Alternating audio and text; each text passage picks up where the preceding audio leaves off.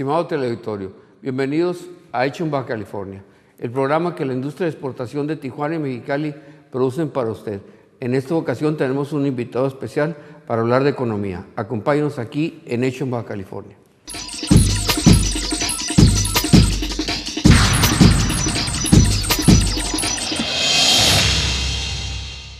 Estamos en el segmento de invitados especiales. En esta ocasión nos acompaña Enrique Rovirosa Miramontes. Él es economista, consultor y escritor. Tocayo, bienvenido. Muchas gracias por la invitación una vez más a tu programa. Una vez más, porque la economía pues no para, hay mucho tema, hay mucha... pues ahorita platicaremos cómo anda el mundo, Tocayo, pero realmente un entorno muy difícil, porque todo el mundo habla de que tenemos un entorno muy difícil. Yo te invité a que escribieras con nosotros el boletín de World Traffic. Tienes tú el área económica mundial para el sector exportador. Y encontré algunos temas de los que has escrito durante este año y quiero que nos expliques algunos de ellos. Con mucho gusto. Tú escribiste un boletín por ahí, déjame ver, ¿cuándo lo sacaste? Bueno, de este año, vamos a hablar algunos de este año. ¿Es China responsable de la desaceleración económica mundial? Lo escribiste el 3 de febrero. En esa época, yo sé que ha cambiado un poquito el asunto, no mucho, pero ¿sí es China el culpable de esta desaceleración? En mi opinión, no. En mi opinión, China ha tenido un crecimiento extraordinario en los últimos años que obviamente la ha llevado a ser la segunda economía global. Pero tanto como decir China es la responsable debido a que viene ajustando su economía para que tenga una tasa de crecimiento menor a la que venía observando en años previos, pues eso es parte de un proceso natural que se da en cualquier economía que va avanzando y que se va volviendo más compleja. Entonces, es cierto que la economía china se ha vuelto más compleja, que requiere ahora más inversión para seguir creciendo, que ya no va a seguir haciéndolo como lo venía haciendo con tasas del 12, 13, 9, 10% y que ahora va a empezar a tener una desaceleración, pero va a seguir avanzando. Eso es cierto, pero tanto así como señalarla como responsable de lo que pasa en el resto del mundo, en mi opinión, no es así, ¿verdad? Fíjate que hoy en la mañana estaba leyendo yo por ahí en el Financiero que el 10% de las importaciones de Estados Unidos iban a disminuir en relación al 2015, o sea, en este 2016. Es decir, va a comprar menos materia prima o va a importar menos materia prima, lo que te habla que va a haber una menor producción también en China, ¿no? Sí, mira, es cierto que, como insisto, es cierto que la economía china ya no va a crecer, es decir, venía creciendo, por ejemplo, el año pasado alrededor del 7%. Del 7, para este año se habla de que va a crecer entre 6,5 y 7 para un promedio de 6,7, 6,8. Es decir, está teniendo décimas de crecimiento menor año con año. Y esto es lo que, en términos de la complejidad de su economía, muchos diríamos que es un proceso natural. Es lo que se conoce como una economía que ha madurado o está madurando.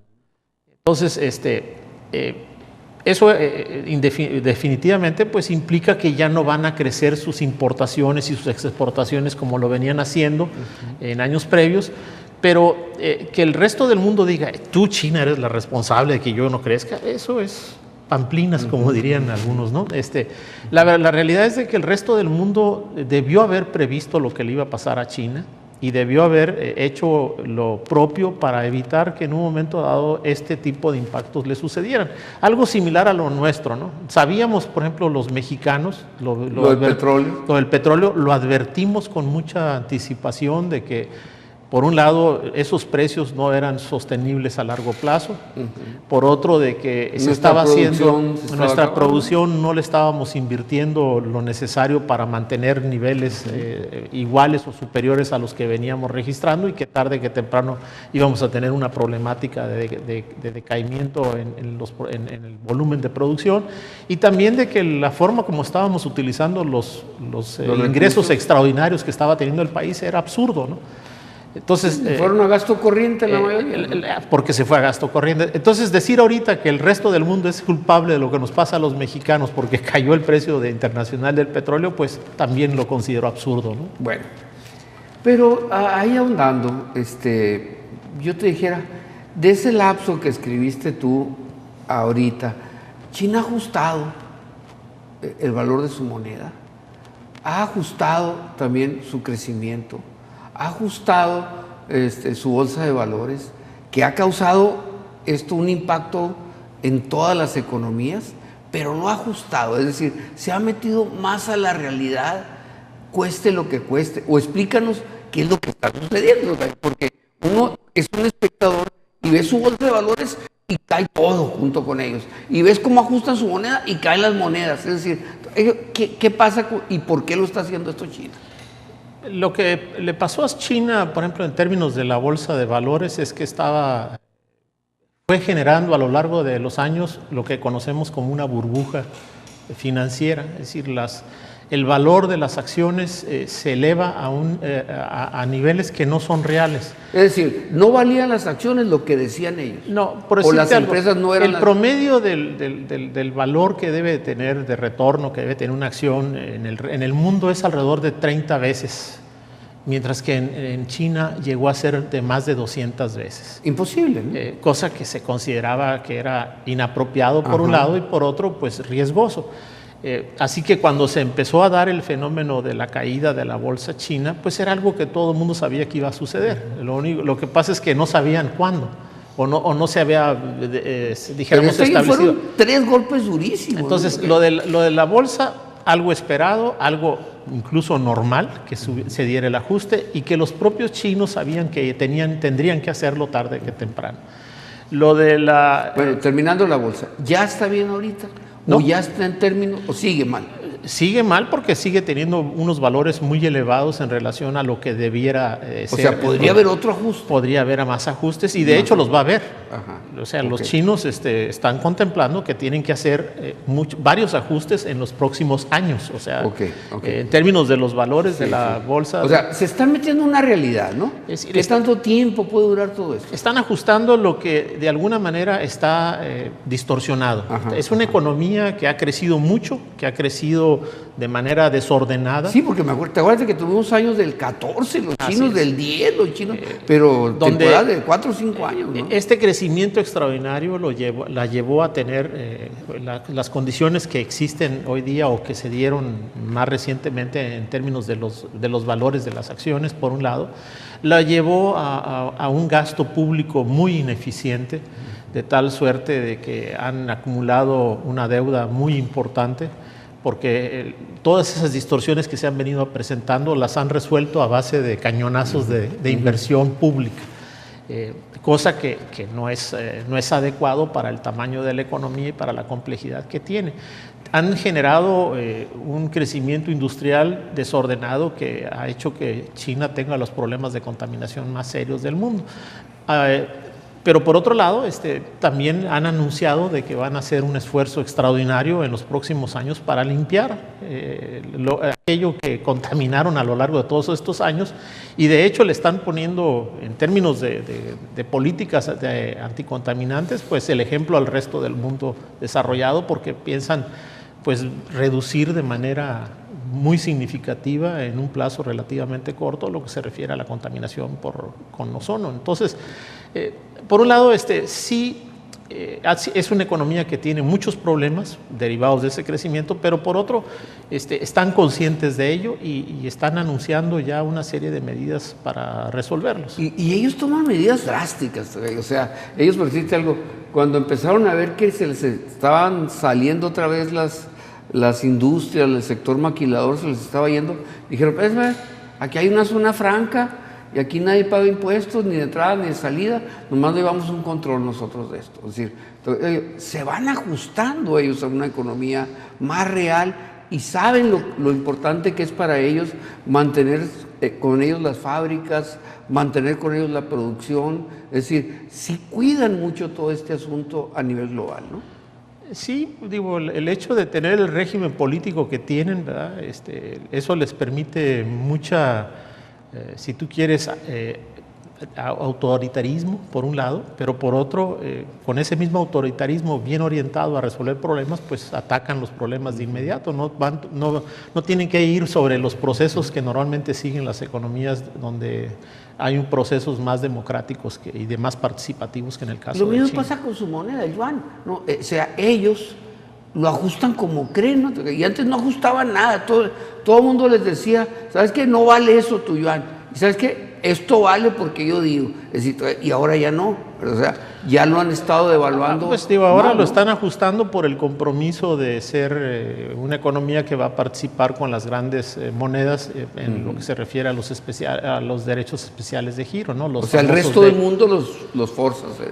La importancia que ha adquirido China en la economía global le ha reservado un sitio especial en el grupo de los privilegiados, por así llamarlo, en términos de que su moneda se considera una moneda ya fuerte y va a participar a partir del año próximo en lo que es el de los derechos especiales de giro, ¿no? Entonces, pues sí, digo, China ya no es la que pensábamos hace algunos años, ya forma parte de las potencias, de las ¿Qué potencia es en estos momentos para ti? En términos del tamaño de su economía, China es la economía número 2.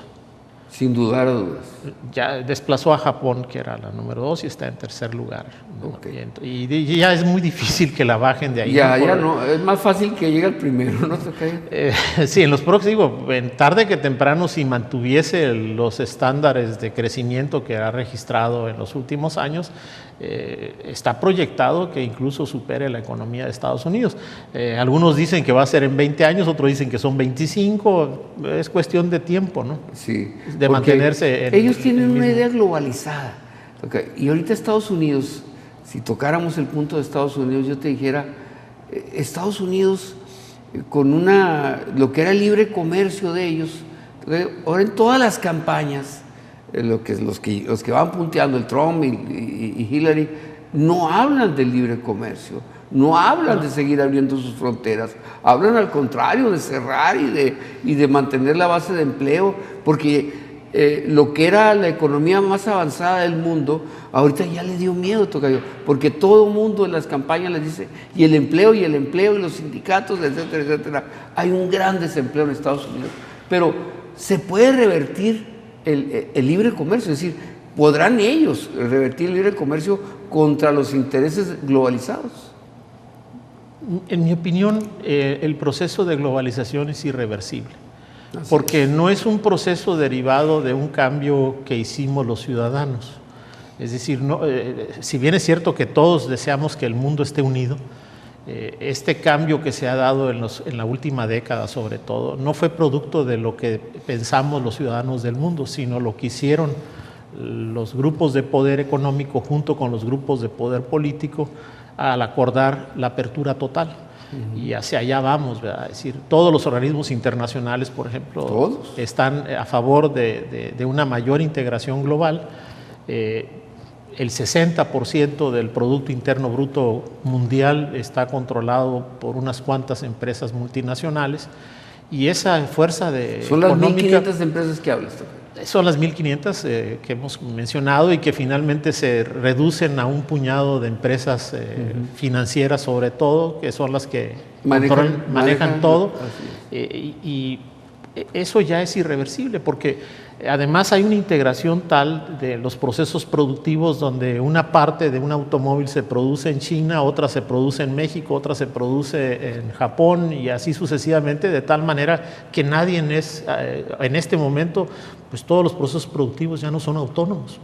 Digo, a lo mejor hacer tortas y ese tipo de cosas sí se sigue siendo autónomo, ¿no? Pero para hacer aviones, computadoras, maquinaria vehículos. pesada, etcétera. Digo, No es posible. ya no depende de lo que se produce en un solo país. Inclusive, pues la Unión Soviética, que fue un bloque cerrado durante muchos años, hoy día también depende de mucho de lo que le importa del resto del mundo. Es irreversible la globalización.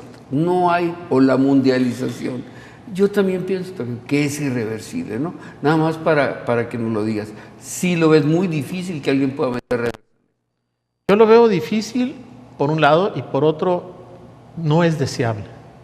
O sea, en mi opinión, lo que le conviene al mundo es un proceso de globalización donde no existan fronteras a lo que es la libertad para llevar bienes y servicios de un lugar a otro. O sea, el proteccionismo no sirve, ya lo vivimos. No, el proteccionismo lo único que hace es generar conflictos a la larga. El proteccionismo es decir, si tú ves la historia de la humanidad, el proteccionismo es la razón de la mayor parte de los conflictos bélicos. Y México también está cayendo en proteccionismo, ¿no? O sea, muchas cosas las estamos revisando con lupa, muchas cosas las estamos poniéndoles un precio que nosotros estimamos. Es decir, México también se ha vuelto muy proteccionista, ¿no? Sí, pero es producto de las presiones sociales, entre ellos pues la generación de empleo que estás compitiendo a nivel global. O sea, cuando tú abres una empresa en tal o cual estado,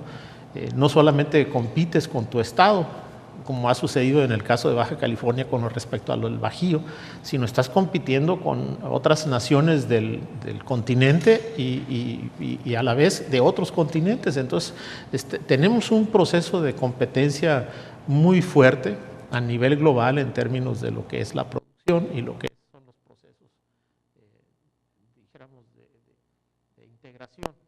Pero lo que ha sucedido también es que esto ha generado grandes desequilibrios, porque la apertura comercial no ha ido acompañada de la apertura social y la apertura política y la apertura religiosa, ¿no? De hecho, ahorita hay unos grandes conflictos en Europa y prácticamente todo el mundo derivado dijéramos, de los encuentros entre este y oeste, por así llamarlo, es decir, en términos religiosos, la migración que se está dando de los países del norte de África hacia Europa, pues está generando muchos problemas serios por la llegada de de los musulmanes, por ejemplo, que los ven como una amenaza a los pueblos en Europa porque traen costumbres diferentes, porque traen ideas diferentes y eso genera conflictos, ¿no? Entonces, lo que todo el mundo deseamos que fuera un mundo de paz, donde todo el mundo pudiéramos circular, el mundo ideal, a la vez nos da miedo, ¿no? a la población en general. Y de ahí que existen muchos riesgos, muchos peligros, ¿no? Que se han mencionado, de conflictos regionales derivados de este choque de fuerzas económicas, políticas y religiosas, ¿no? Ok. Escribiste 2 artículos del boletín de World Traffic que dice, uno el febrero 9 y otro febrero 16, dices, ¿por qué no crece la economía mundial? ¿Se encamina la economía global a una recesión? Yo te le haría una sola pregunta. ¿Por qué no crece? ¿Hay recesión en la economía global? En este momento no hay recesión, pero la recesión es algo que es natural en primer lugar, ¿no? Es decir, la gente cuando dices la palabra recesión, todo el mundo se asusta, ¿no? Es como que vamos a entrar en recesión. Ahora, en términos de economía, Tocayo, perdona mi ignorancia, pero es recesión y luego crisis, ¿no? O sea, no necesariamente la recesión da lugar a crisis. Puede haber crisis derivadas. Pero es la que sigue, ¿no? Estando en una recesión, podría seguir una crisis.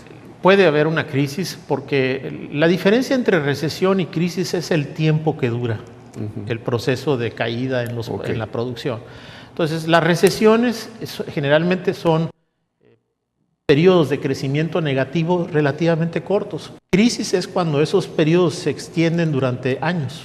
como sucedió en la gran crisis de 29 o como sucedió más recientemente en 2008-2009, ¿no? Que realmente muchos países tardaron varios años en salir de esos procesos recesivos por los que se convirtió en crisis. Hablar de crisis global es una cosa y hablar de crisis en ciertos países es otra, ¿no? Por ejemplo, ahorita Brasil está en una crisis. Así es. Porque ya tiene varios años teniendo crecimiento negativo. ¿no? Entonces, ahorita están hablando de menos 3.8. En el caso de la gran crisis fue porque una gran cantidad de países entraron de manera simultánea en un proceso recesivo derivado de la situación que se dio inicialmente en Estados Unidos con la crisis hipotecaria, que se extendió al resto del mundo por el sistema financiero. Entonces, sí, no sé si alcance a dar la diferencia, primero en términos de tiempo y segundo en términos del número de países que pueden resultar impactados. Entonces, una cosa sería más grave que la otra, pero puede haber recesión sin necesidad de que venga de manera consecutiva la parte de crisis. Ahora, me hiciste la pregunta de que si estamos en recesión. La respuesta es, en este momento, no. ¿Existe una alta probabilidad de que en fecha próxima estemos en recesión? La respuesta de mi parte sería sí. O sea, es una tendencia. Es una tendencia negativa la que tenemos. Porque es algo propio del ciclo económico. El ciclo económico tiene sus épocas de auge, de prosperidad, pero así como tenemos la parte de un alto crecimiento, tarde que temprano es natural que caigamos. Es como las estaciones en el ciclo agrícola, ¿no? Afecta la estación, la primavera, el clima, el verano, el otoño, el invierno, pues no puedes producir productos agropecuarios en el invierno. Entonces hay un ciclo natural de los procesos de producción agropecuaria o agrícola sobre todo. Y así como se da en la agricultura, se da por razones también naturales en muchos otros sectores de la economía, que finalmente cuando se juntan dan lugar a que la economía en su conjunto caiga, ¿no? Y tenga procesos de crecimiento negativos, en el mejor de los casos de estancamiento, es decir, que no crezca. Puedes darse una situación donde la caída llegue a un punto donde ya no creces y luego haya una recuperación. O en su caso que caigas a un proceso no solamente de estancamiento, sino de crecimiento, o sea que muchas empresas cierren y se den todos los fenómenos de despido masivo, de tal manera que tengas desempleo por arriba de lo normal, como sucedió con la gran crisis, de que haya menos volumen de producción en muchos sectores, etcétera, etcétera. Entonces, la recesión es algo natural, incluso para nosotros los economistas lo vemos como algo necesario para limpiar el sistema. Con las recesiones desaparecen muchas empresas. Hay quienes dicen, pero eso es malo. No necesariamente, porque generalmente las que desaparecen son las empresas que no estaban aptas para seguir compitiendo en el sistema. Y esas empresas son sustituidas por otras que van a hacer mejor el trabajo de lo que ellas lo hacían, ¿no? Okay. Por ahí escribiste también para el boletín de World Traffic que Donald Trump puede llevar a Estados Unidos a una recesión. Esto lo escribiste el 10 de marzo. Yo te dijera, bueno, un poquito más de un mes, Tocayo, que escribiste esto. Pero Donald Trump, pues si lo vemos ahorita, sigue avanzando dentro de su partido republicano, pero hoy estaba yo leyendo que pues dentro del partido tampoco le quieren dar la candidatura la ala conservadora del partido porque dice, no vamos a ganar con este señor. Es decir, es tanto la ira que ha generado contra las clases migratorias de Estados Unidos, que es imposible que gane porque todos somos migrantes en Estados Unidos de alguna u otra manera, fuera de los sajones que llegaron pues en el siglo XVIII o ¿me entiendes? En las primeras colonias, pero fuera de ahí, te dijera, pues la gran mayoría viene de cualquier parte del mundo a Estados Unidos ahorita. No hay país del mundo que no reciba gente de Estados Unidos. Entonces, ¿qué piensas de Trump? Mira, tal y como lo escribí en ese artículo, mi opinión se derivó de que había en ese momento mucha gente que decía que, y sigue insistiendo, de que que Trump representa un peligro para la economía de Estados Unidos y para el resto del mundo en otros temas. Pero primero lo que yo señalaba y hay que tomar en cuenta es que para establecer si es o no un verdadero peligro hay que ver las posibilidades de que gane. Si es que gana primeramente la candidatura del Partido Republicano de Estados Unidos, cosa que en este momento ya se empieza a poner difícil para Trump. Sigue avanzando, pero necesita obtener una mayoría aplastante para que no haya forma de que le impidan dentro del mismo partido llegar a ser el representante. Y luego, aún si llegase a ser el candidato, pues se va a tener que poner frente a otra persona que ya sea esta Hillary o el candidato que surja por parte de los demócratas, cosa que tampoco está garantizado que llegue a ser el presidente. Bueno, esa era una observación. Primero, en este momento la probabilidad de que se llegue a ser el presidente es baja todavía. No está asegurado su triunfo como presidente de Estados Unidos. Y por otro, lo que yo decía es que Trump es un hombre que no hay que menospreciar en términos de inteligencia. Es un hombre inteligente, es un hombre que ha sido exitoso en cuestiones de negocios y lo demuestra constantemente porque tiene un capital bastante envidiable, ¿no? Pero por otro lado, lo que tiene Trump es también mucho colmillo, en el sentido de que ha aprovechado una estrategia o está siguiendo una estrategia tendiente a llegarse el voto de aquellos que normalmente no han participado en los procesos políticos de Estados Unidos por el desencanto que existe hacia el sistema político. Entonces, ¿a qué va esto? Bueno, va a que el señor Trump, en mi opinión, pues tiene una cualidad muy grande. Ha superado a muchos políticos de antaño o de muchos abolengo, porque se ha convertido en un gran mentiroso, ¿no? En mi opinión. El señor Trump está diciendo lo que la gente quiere escuchar, o al menos los segmentos que él quiere atraer, que quieren escuchar. Y como dicen, del dicho al hecho hay mucho trecho, ¿no? Entonces, una cosa es lo que el señor dice en un proceso de campañas políticas tendientes a atraer a un grupo que no estaba dentro de los estándares normales de los votantes norteamericanos, y por ende pues habría que cuestionar mucho de lo que está diciendo, ¿verdad? ¿Por qué? Porque el señor Trump, en mi opinión, sabe perfectamente bien de que mucho de lo que está diciendo está perfectamente mal. No tiene ni la más mínima posibilidad de llevarlo a cabo. Así es. Uno, porque los intereses de los poderosos, en este caso lo que hablábamos hace un momento de los intereses económicos. Los intereses económicos están a favor de que siga la apertura comercial a nivel global. Que es el área radical de su partido. Que es el área radical de su partido. Por otro, lo que se refiere a muchas de las propuestas que está sometiendo, como es el cierre de las fronteras, el hacer cosas como quitarle a los mexicanos el dinero que envían de los mexicanos radicados en Estados Unidos hacia el México o cualquier otro inmigrante, pues eso no está en las facultades del presidente hacerlo. Es decir, acuérdate, y aquí es una de las cosas que yo menciono, es que Estados Unidos no es México, no es un país subdesarrollado. Hay un equilibrio de fuerzas de poder donde el poder judicial, el poder legislativo y el poder ejecutivo compiten y están más o menos en equilibrio, de tal manera que uno no puede hacer algo que esté fuera del marco de la ley. Entonces, mucho de lo que está diciendo el señor Trump, por decirlo, pues sabe perfectamente bien que no es decisión de él, aunque él fuera el presidente de Estados Unidos, ¿no? Entonces, vamos a ir a unos compromisos comerciales y volvemos.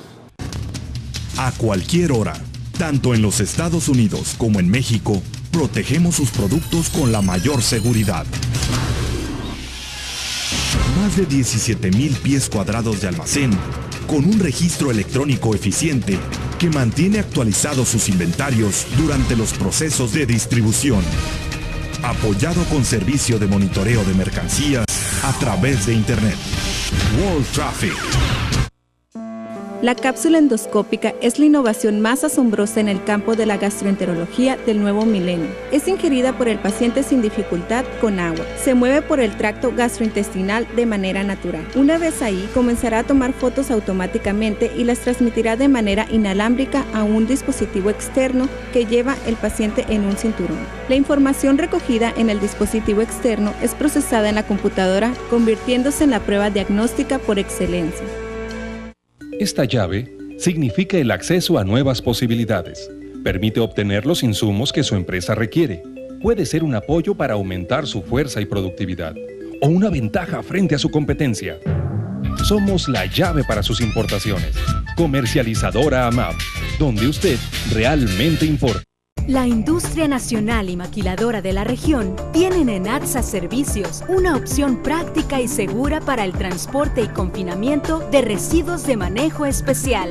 ATSA Servicios tiene 12 años de experiencia y cuenta con la infraestructura, tecnología y capacidad instalada para atender oportuna y profesionalmente a la industria en el manejo de residuos especiales no peligrosos. ATSA Servicios, capacidad y experiencia responsable. Unidad de Oncología, Dolor y Cuidados Paliativos. Estamos comprometidos a dar un trato digno y de calidad al paciente, así como la mejor orientación a su familia. Nuestras instalaciones cuentan con la infraestructura necesaria para brindar el tratamiento óptimo y de mejor calidad. Tenemos el mejor equipo médico y ofrecemos atención humana, donde la calidad de vida de nuestro paciente es lo más importante. Unidad de Oncología, Dolor y Cuidados Paliativos. Avenida Mariano Arista, 1576, entre G y H. Y Mexicali se hizo muy bonito, con muchos puentes y calles que parecían espejos, tan moderno que parece una ciudad del futuro. ¡Wow! Y todo gracias a que los ciudadanos aceptaron pagar más por los servicios e impuestos para vivir muy felices. Somos niños, no tontos. No te preocupes, solo es un cuento. Basta de cuentos. Muestren las cuentas. Estamos platicando con Enrique Rovirosa Miramontes. Él es economista, consultor y escritor. Bueno, hoy estábamos platicando contigo algunos de los boletines que has escrito para World Traffic. Este boletín que va dirigido exclusivamente a la membresía exportadora, una membresía que pues, son gerentes generales, directores generales, para el sector maquilador, para el sector hortícola, para el sector industrial y fronterizo y nacional que tengan exportaciones. Tocar estos temas de exportación contra algo que tú escribes, yo sé que tienes muchos años escribiendo, escribes en un periódico de la localidad, pero hacerlo exclusivamente para un sector exportador. ¿Qué diferencia ves o qué te ha llevado o hasta dónde has llegado a comprender esto de la exportación? Bueno, mira, sí hay diferencia, obviamente, de lo que escribo en un lugar y otro.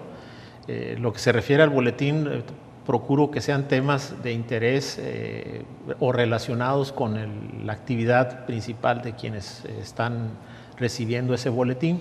Como tú mismo lo has dicho, hemos tocado temas lo mismo de China que de la economía de Estados Unidos, el futuro de la economía de México, porque obviamente está muy entrelazada con lo que sucede con Estados Unidos, particularmente por la fuerza que ejerce, la fuerza de jalón que ejerce el sector de exportación. Hemos tocado temas como el TPP, el Trans-Pacific Partnership Agreement, o lo que es el Acuerdo de Transpacífico. Hemos obviamente hablado también del TLC. Y tocaste el Tratado del Pacífico cuando nadie lo habíamos todavía visto que venía, ¿no? O sea, tú ya dijiste, viene, ¿no? O sea, así es, en su momento decía, lo señalé de que era algo que estaba ya de alguna manera negociándose en lo oscurito, ¿no? Sí. De que era algo que pues iba a generar muchos pues cambios importantes para el país por un lado y para ciertos sectores por otro, refiriéndome por ejemplo al caso del sector farmacéutico.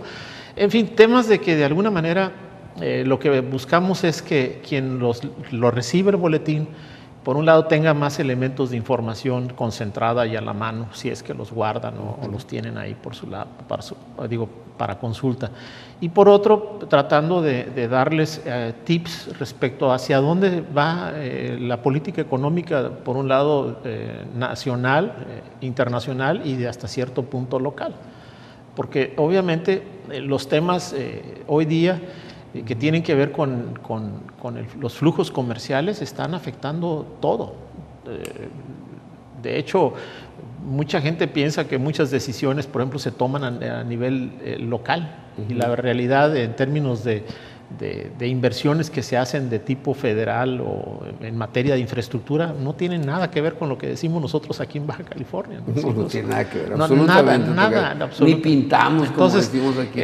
La idea de los temas que toco es precisamente para ir orientando a los lectores en aquello que en su momento considero que es más importante o relevante, ¿no? Okay. Obviamente hay muchos temas. La otra cosa que es importante mencionar es que el lenguaje que utilizo no es un lenguaje técnico, procuro ser muy abierto, muy sencillo para que cualquier persona tenga los elementos informativos suficientes para formarse su propia opinión y sobre todo de alguna manera esté consciente de aquello que tu servidor considera más relevante, ¿no?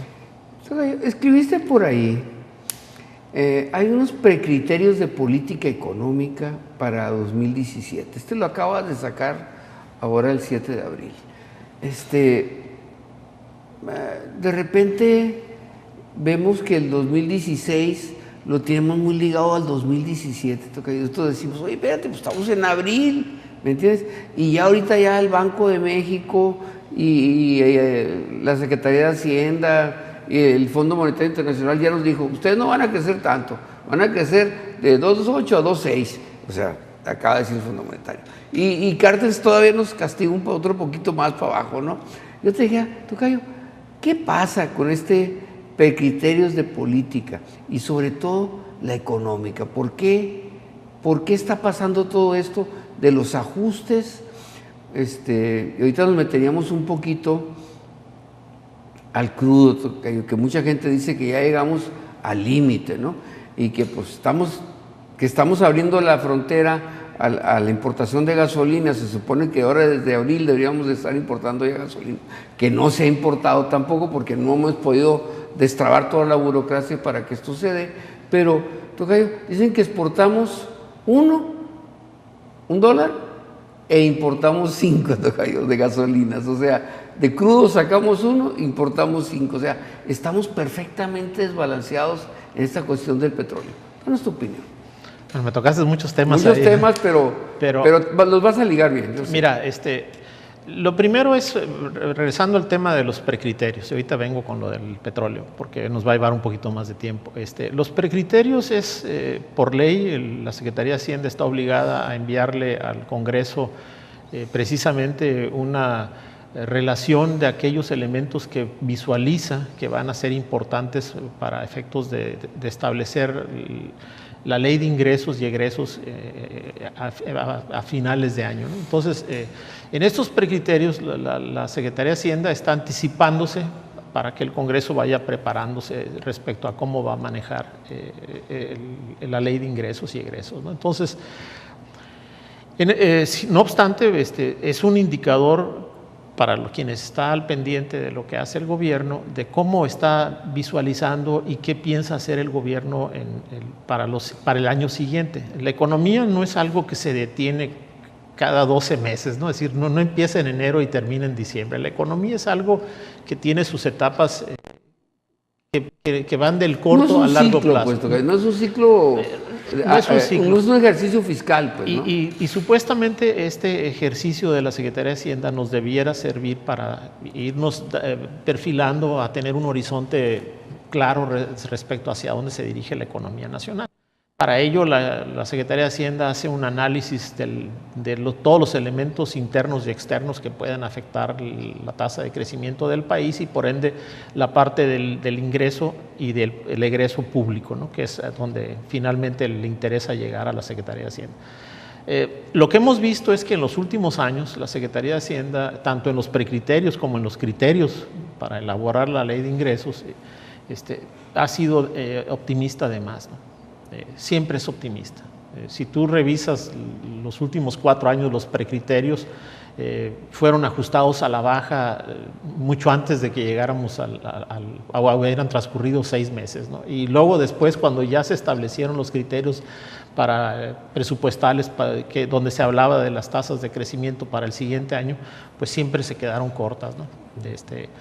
Y en esta ocasión, el motivo por el que yo toqué este tema en el boletín era precisamente para darle el concentrado a quienes nos leen de los puntos más relevantes en términos económicos que contiene este documento, y por otro, una opinión personal al respecto.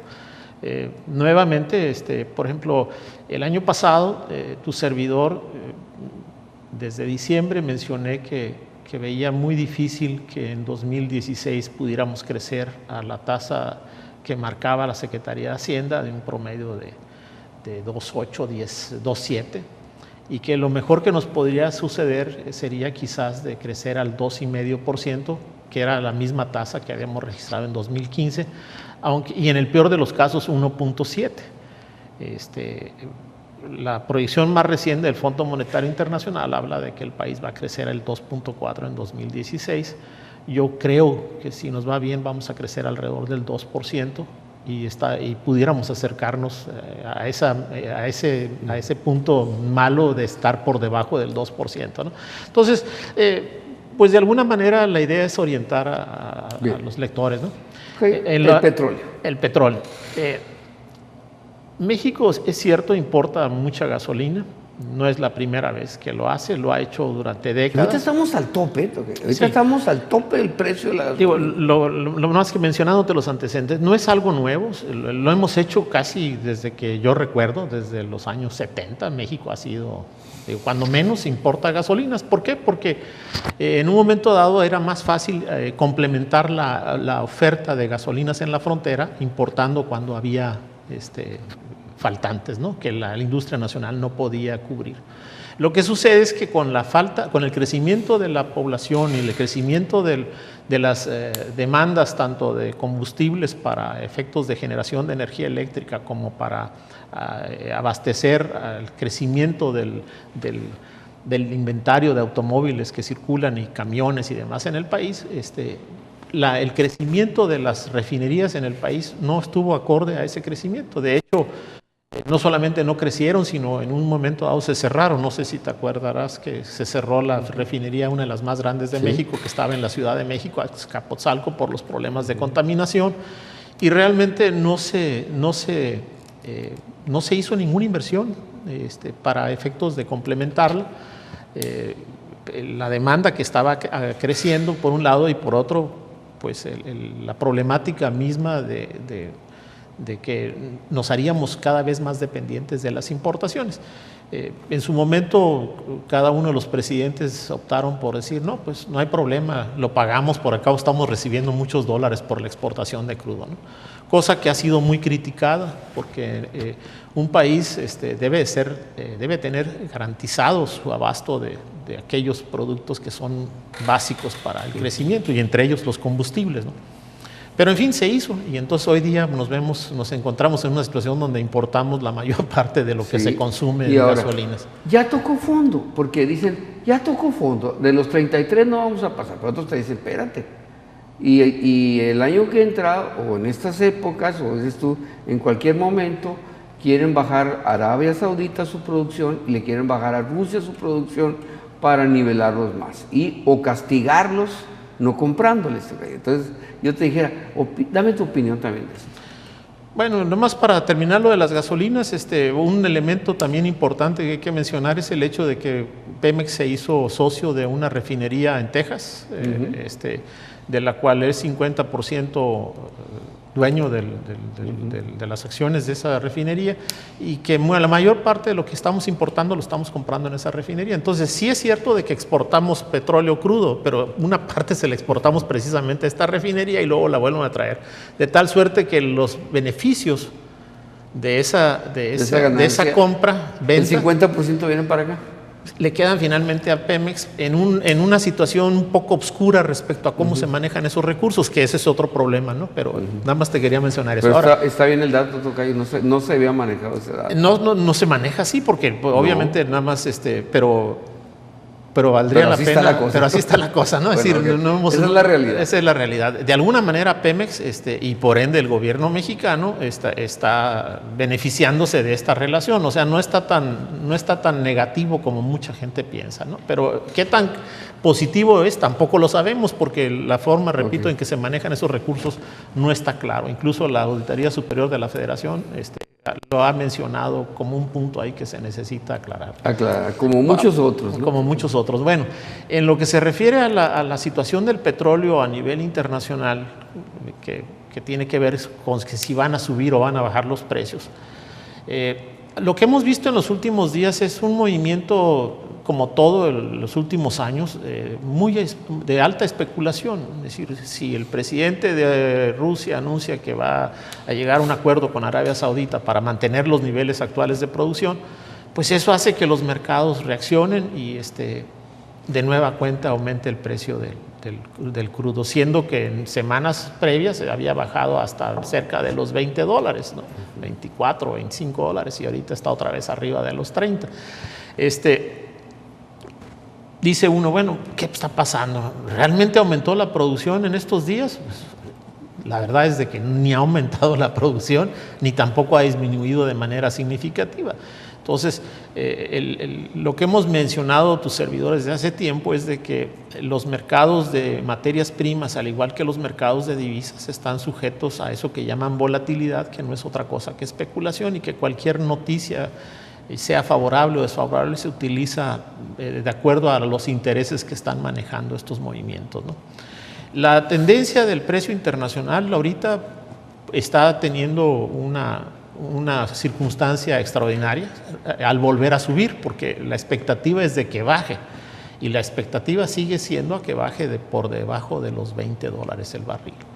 No es de que suba a 50 ni 60 dólares, sino que baje. Entonces, lo que está sucediendo ahorita es una especie de reacción, de lo que llaman un rebote, pero así como una pelota rebota, sí, va a volver a bajar. Malas noticias. Malas noticias. ¿Por qué? Porque significa que para México el 2017 es un año muy difícil. Más difícil. Muy difícil, ¿no? Más difícil de lo que fue y lo que ha sido 2015 y 2016. El peso dólar. No traigo la cifra, tocayo, pero son muchos millones de dólares. Esa es la cantidad que nos ha costado mantener a través de Banco de México, al pueblo de México, una cotización sana, por decirlo de la mejor manera, ¿no? Porque pues estábamos en el entendido de que el peso dólar pues se manejaba en un libre albedrío de acuerdo a la oferta y la demanda. Y resulta pues que tenemos cuando menos un par de años, o poquito más podría ser, que estamos pues prácticamente entre 400 millones de dólares diarios entrando al mercado, que ahorita sacaron unas cuentas por ahí de lo que ha sido, y es una monstruosidad de dinero lo que se le ha tenido que meter a esto para poder no devaluarnos o no caer a los pisos en el terreno de fango que podríamos andar en este momento, tocayo. Es decir, pero sí está el gobierno aguantando, tocayo. Explícanos, ¿qué está pasando con el peso de dólar? Mira, porque estamos bien enredados ya ahorita, en el tema del peso dólar, por ahí he mencionado en algunos escritos, no recuerdo, creo que incluso en algún boletín traté esto, donde hablo de que la situación del peso con respecto al dólar no está tan fácil por un lado, ni tampoco tan complicado por otro. Déjame decirte, por ejemplo, acabas de decir algo que me llama la atención. El país se ha sacrificado con 30,000 millones o 30 y tantos mil millones de dólares que tuvo que vender de las reservas para apuntalar el peso. Es cierto, se vendió más de lo que en un momento dado se debió haber vendido, pero no hay que olvidar que las reservas aumentan o disminuyen como consecuencia de entrada y salida de capitales. Algunos son capitales de inversión que se utilizan para hacer nuevas fábricas, o hacer infraestructura financiada. Que son los buenos, ¿no? Eso es dinero bueno. Es dinero y bueno. otro viene directamente a la compra de valores, llámese CETES, llámese bonos del gobierno, a la como los de bolsa. Pemex, o a la bolsa, que es dinero obviamente de corto plazo, o lo que se llama dinero de portafolio, de dinero especulativo. Entonces, para efectos de ilustrar, déjame decirte, haz de cuenta, llegaron 10,000 millones de dólares en enero de 2014. Y para 2016, de esos 10,000 millones salieron 8,000. Lo natural es que las reservas se reduzcan en 8,000 millones. Entonces, no hay ningún sacrificio siempre y cuando haya más o menos un balance entre lo que entró y lo que está saliendo. Ahora, se está vendiendo en alguna moneda, ¿no? También, ¿no? Bueno, se pone a disposición de las distintas ofertas que hace Banco de México para ver quién los adquiere. Generalmente son las propias instituciones financieras que operan en el país para efectos de evitar tener problemas de liquidez derivado de una salida masiva de dinero. Estas cosas, hasta cierto punto, yo te diría, es normal. O sea, si el dinero que se invirtió en portafolio, llámese bonos o CETES o bolsa de valores, decide de la noche a la mañana ya no estar en pesos y restituirse a sus países de origen, pues lo normal es que salgan de las reservas. Para eso están, para precisamente cubrir cuando este dinero va a salir. Yo no le veo ningún problema en ese sentido. Ahora, aterrízalo un poquito en dónde andamos, porque andamos en las casas de cambio 16.50, 16.40, 16.40, 17, 55, por ahí 15, andamos, 20 centavos. Que sube y que baja un poquito, sí. Y de repente pues da unas subidas de 20, 30 centavos. Y luego, pero eso es en los de a pie, porque en el bancario sí anda arriba del 17, ¿me entiendes? Así es, 17.40, 17.40, etcétera. O sea, que es donde entran las grandes cantidades de dinero y no se mueven las grandes cantidades de dinero. Sí. Ok.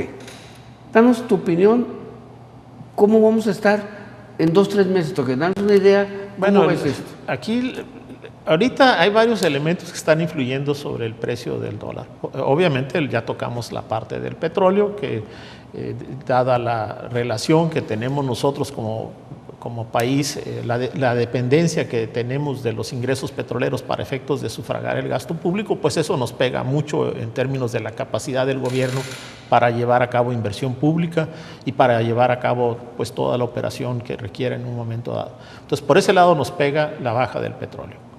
Si bien es cierto que ahorita hay una recuperación, insisto, va a haber así como ha habido un rebote, lo más probable es que en su momento caiga otra vez y estemos en problemas, ya sea a mediados o a finales de año o en 2017. Eso viene y ese golpe no nos lo vamos a quitar. Y el gobierno lo sabe, que por eso está haciendo lo que está haciendo en materia de ajustes presupuestales. Pero por otro también tenemos el aspecto de la llegada de inversión extranjera y de remesas. Entonces, eso de alguna manera también compensa. Y otro factor que tenemos también es lo que sucede en el mundo en términos del dólar y su posición respecto a otras monedas, no solamente respecto al peso. Entonces, si el dólar se revalúa o se aprecia con respecto a otras monedas, pues obviamente nuestra moneda también se va a ver afectada. Entonces, estos elementos están fuera de nuestro control. México no puede en un momento dado ver qué va a suceder. Y dentro de este juego de Estados Unidos está la parte de lo que hace la Fed o deja de hacer la Fed. Y aquí estamos hablando del manejo de las tasas de interés. Las próximas reuniones programadas donde se piensa que va a haber un ajuste en las tasas de interés, pues es ahora en junio, septiembre y luego otra vez en diciembre. Entonces, lo que te puedo decir es que en 2016 el peso va a seguir con alta volatilidad derivado de todos esos elementos del petróleo, de la entrada y salida de ingresos de inversión extranjera, tanto directa como de portafolio, de las remesas y de lo que haga o deje de hacer la Fed.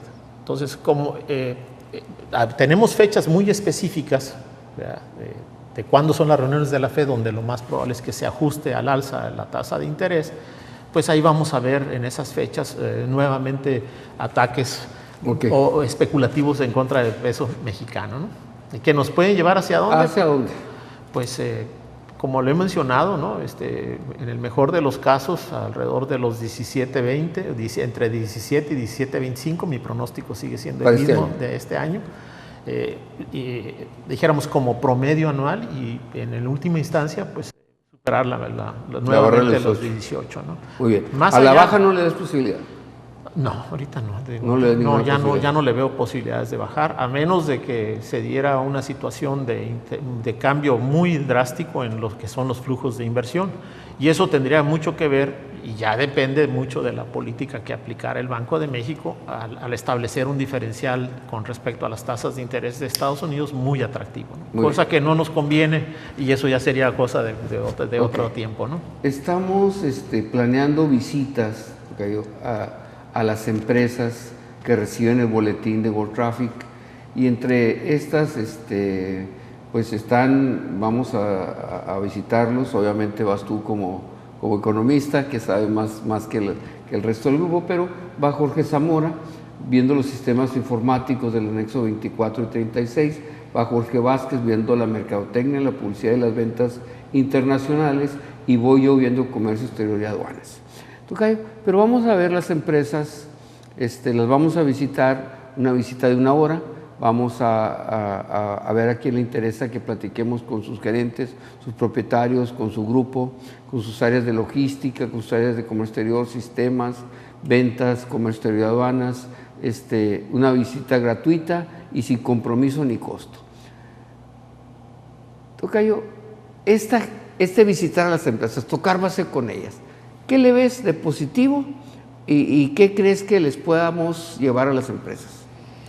Yo creo que la experiencia que juntas con todas las personas que hemos formado este boletín, y estamos haciendo este esfuerzo por, dijéramos, mantener informada a las empresas, pues es algo que muy valioso, ¿no? Es cuestión de cómo lo quieran aprovechar en un momento dado, sobre todo que en un inicio es una oferta gratuita, ¿no? De alguna manera, pues yo te puedo hablar de mi caso particular, cuando hemos platicado con algunos inversionistas respecto a con mayor precisión en términos de lo que sucede con el dólar, pues algunos se han ahorrado mucho dinero, y otros, si han sabido aprovechar los consejos, han podido ganar también mucho dinero, porque si tú ves o tu público revisa mis pronósticos respecto a cómo se iba a comportar el peso con respecto al dólar, casi le he atinado, ¿no? No han dado tan en algunas cosas obviamente me equivoco, pero en general he sido muy consistente en respecto al comportamiento del dólar. Entonces nos tienen que aprovechar. Nos deben de aprovechar. Nos deben de aprovechar la visita gratuita que vamos a hacer. Así es. ¿No? Muy bien. Enrique Rovirosa Miramontes, a nombre de la industria de exportación de Tijuana, Mexicali y Echo, Baja California, gracias por acompañarnos. Gracias a ti por la invitación. Gracias a ustedes. En nuestro mundo aduanal, las fronteras no existen. Coordinamos desde un mismo lugar servicios integrales de importación y exportación entre ambos países y el resto del mundo de manera fluida y rápida, gracias al respaldo tecnológico más avanzado y a nuestras alianzas estratégicas internacionales que son garantía para su negocio. World Traffic. La cápsula endoscópica es la innovación más asombrosa en el campo de la gastroenterología del nuevo milenio. Es ingerida por el paciente sin dificultad con agua. Se mueve por el tracto gastrointestinal de manera natural. Una vez ahí, comenzará a tomar fotos automáticamente y las transmitirá de manera inalámbrica a un dispositivo externo que lleva el paciente en un cinturón. La información recogida en el dispositivo externo es procesada en la computadora, convirtiéndose en la prueba diagnóstica por excelencia. Esta llave significa el acceso a nuevas posibilidades. Permite obtener los insumos que su empresa requiere. Puede ser un apoyo para aumentar su fuerza y productividad, o una ventaja frente a su competencia. Somos la llave para sus importaciones. Comercializadora AMAP, donde usted realmente importa.